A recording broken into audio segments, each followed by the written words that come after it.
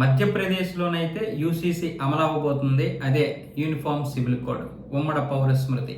వేరు వేరు మతాల వారికి వేరు వేరు రకాల చట్టాలు ఇక్కడ అలా ఏం లేదు. అందరికీ ఒకే చట్టం ఇప్పుడు అమలు అవబోతుంది. దీనికి సంబంధించినటువంటి మధ్యప్రదేశ్ ప్రభుత్వం అయితే కీలక ప్రకటన చేసింది.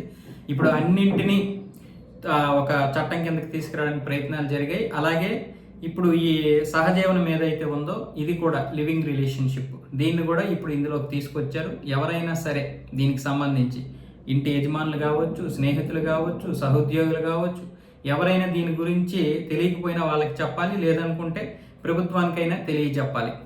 ఏ విధంగా అయితే భార్యాభర్తల బంధం ఉంటుందో ఈ బంధాన్ని కూడా అదే విధంగా చేయడానికి ఇప్పుడు మధ్యప్రదేశ్ ప్రభుత్వం అయితే చేస్తుంది. ఆ విధంగా విడాకులు అంటే ఒకవేళ భర్త భార్యను వదిలేస్తే, అంటే లివింగ్ రిలేషన్షిప్లో ఉన్నప్పుడు మహిళని వదిలేస్తే నాకు సంబంధం లేదు, పెళ్ళి అవ్వలేదు కదా అనడానికి లేదు, భరణం చెల్లించాల్సి ఉంటుంది. దీనికి సంబంధించి మతాలతో సంబంధం లేదు. అలాగే వివిధ మతాల్లో ఉన్నటువంటి వివాహము, విడాకులు, భరణము, ఆస్తి హక్కులు, దీనికి సంబంధించినటువంటి విషయాల్లో కూడా అందరికీ ఇప్పుడు ఒకటే చట్టం తీసుకురాబోతున్నారు. ఇప్పుడు గిరిజనులు తప్ప అందరినీ ఇందులోకి అయితే తీసుకొస్తున్నారు ఒకే చట్టం. ఇక అందరూ కూడా ఇద్దరు పిల్లలే కనాల్సి ఉంటుంది. దీనికి మళ్ళీ వాళ్ళు వీళ్ళు ప్రత్యేకము లేకపోతే మినహాయింపు అలాంటివి ఏమి ఉండవు.